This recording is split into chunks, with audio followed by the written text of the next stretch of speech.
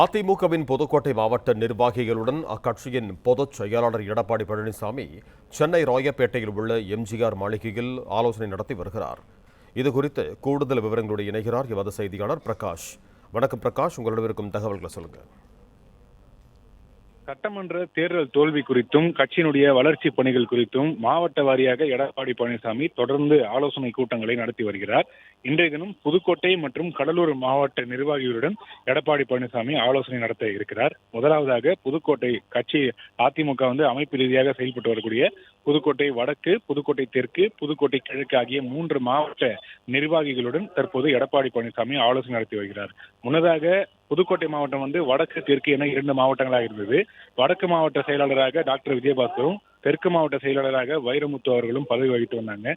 இருவருமே சமீபத்தில் தமிழக வெற்றி கழகத்தில் இணைந்ததை அடுத்து புதுக்கோட்டை மாவட்டம் 3 மாவட்டங்களாக பிரிக்கப்பட்டிருக்கிறது. அந்த அடிப்படையில் வடக்கு மாவட்டத்துக்கு பழனிவேலும், தெற்கு மாவட்டத்துக்கு ராமு மற்றும் கிழக்கு மாவட்டத்துக்கு கலைச்செல்வன் ஆகியோர் மாவட்ட செயலாளர்களாக நியமிக்கப்பட்டிருக்கிறாங்க.